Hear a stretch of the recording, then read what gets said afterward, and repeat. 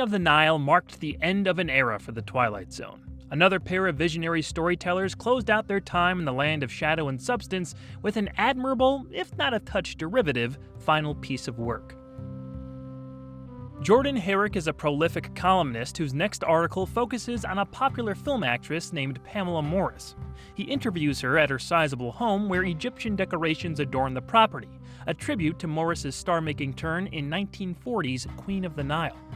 Herrick questions Morris on a few inconsistencies in her background, including dates that don't match up to her purported age of 38. An attraction forms between Jordan and Pamela, and the two agree to see each other again. Morris's mother, Viola Draper, privately warns the columnist to stay away, saying the movie star isn't what she seems.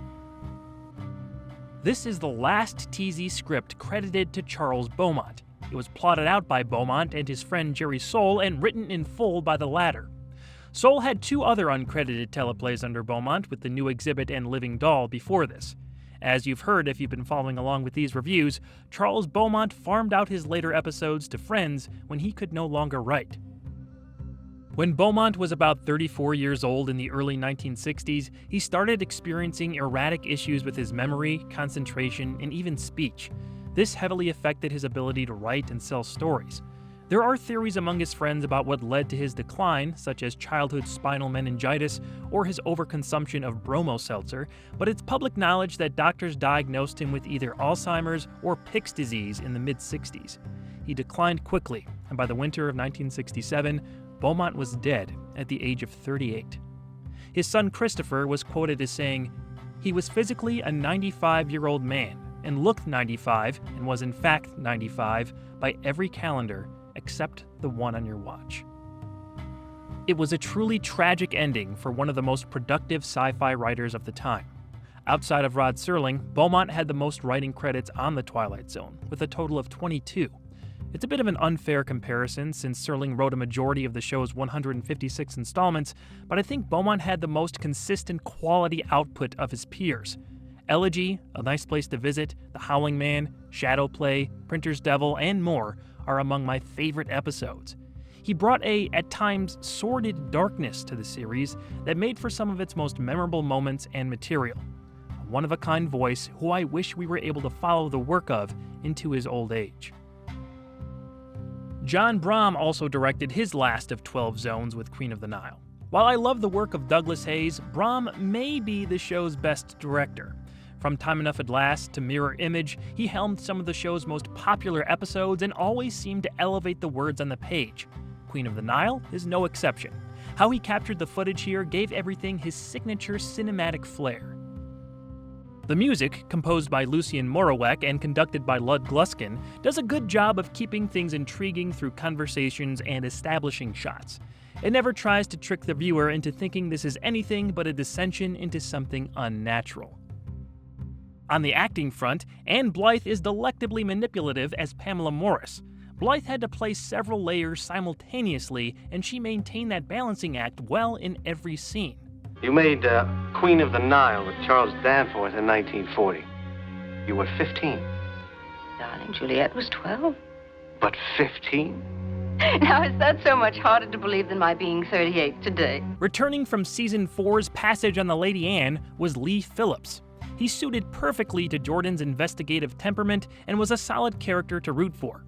Herrick is also not a dummy, as he's working his own angle in every exchange with Morris. Celia Lovsky was great as well, setting up that something is very off about her daughter, with apparent early concern for Jordan. I'm not going to stand by and watch it happen this time. You will, because I say you will. He only has one scene, but Frank Ferguson as Kruger did plenty to help expand the story in a believable role as Herrick's editor. It's that sequence where the mystery really deepened.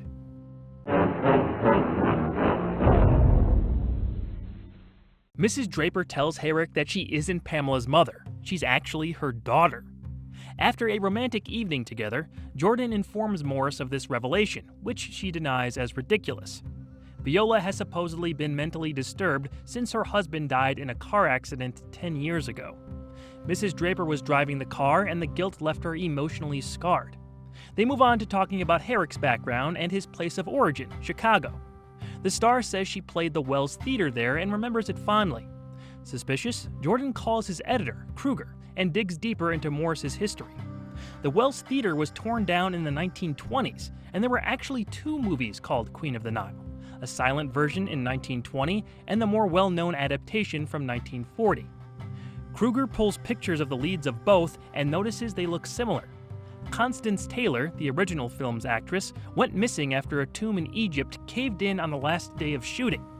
Taylor's own backstory shares characteristics with Morris's, including several husbands. After Jordan confirms his research with Mrs. Draper, the older woman says Pamela hasn't aged since Viola was born over 70 years ago. Draper doesn't know exactly how she's remained young, but it has something to do with the ancient Egyptian scarab. She also alludes to Pamela being involved in her husband's death before the actress herself joins the conversation. Hoping to dig further, Herrick sits alone with Morris, sipping on the drugged coffee he was served. It's then that Pamela finally unveils the truth. She pulls out a live Egyptian scarab as the columnist faints from his beverage. She says she was once the true Queen of the Nile and places the scarab on Jordan's bare chest. It siphons away his life force until all that's left is a crumbling skeleton. Morris holds the scarab to her breast and absorbs Jordan's vitality. Viola re-enters to see the ashes of Herrick's body and is told to clean it up as another tall, handsome man enters the house, a future victim to add to the countless others over the centuries. Only thing that bothered me was Kruger looking at those pictures and not realizing they were the same person. Couldn't they have covered up the face of the older one a bit more, or at least have the photo appear damaged to obscure the Queen's face? Not a big deal, but it did sort of stick out. The ending and general theme of an ageless character slowly being found out is easy to liken to Season 1's Long Live Walter Jameson. Jordan's fate of aging and turning into dust inside his suit are the most direct comparisons to draw. They even did a bit of the colored makeup/lighting change trick, although to a less successful degree. I do love how Herrick melts down to a cracking skull, though.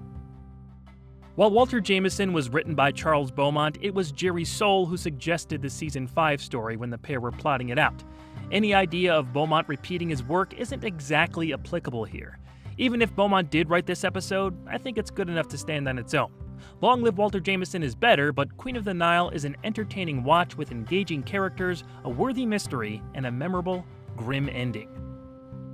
I've read online that people think Rod's concluding narration is implying that Pamela is not just any Egyptian queen, but Cleopatra. Everybody knows Pamela Morris, the beautiful and eternally young movie star. Or does she have another name, even more famous? An Egyptian name from centuries past? Signs sort of point to that, but I don't know. The character could work without the added twist.